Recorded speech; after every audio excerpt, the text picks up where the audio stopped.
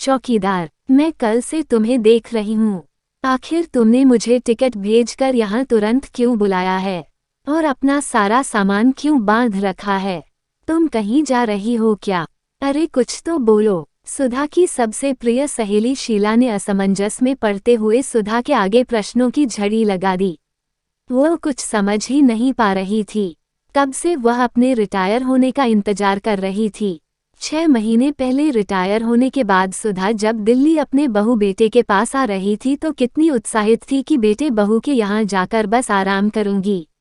उनके यहाँ तो हर काम के लिए कामवाली लगी है।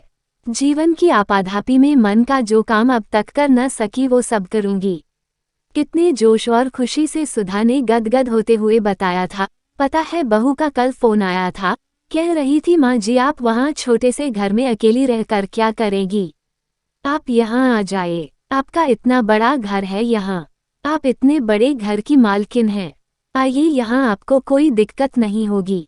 अब क्या हुआ, कुछ तो बोल। तभी दरवाजे पर खड़ा सुधा का बेटा आकाश बोल पड़ा, मैं भी कुछ समझ नहीं पा रहा हूँ शीला आंटी कि आखिर माँ को हुआ क्या है, क्या तकलीफ है इन्हें यहाँ पर इन्होंने तो बस चुप्पी साध रखी है और एक ही जिद है कि वापस इलाहाबाद जाना है।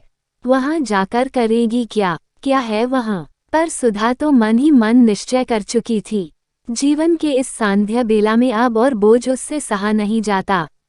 माना पैसे का कोई विकल्प नहीं पर उसके बोझ तले भी खुशियाँ नहीं मिलती ये वो अच्छी तरह से समझ चुकी थी। वह अचानक उठी और घर की चाबियां बेटे को देते हुए बोली, बेटा मुझे वहाँ कोई तकलीफ नहीं होगी। पर आखिर आपको यहाँ क्या तकलीफ है? आकाश बोला, कुछ नहीं बेटा तुम नहीं समझोगे।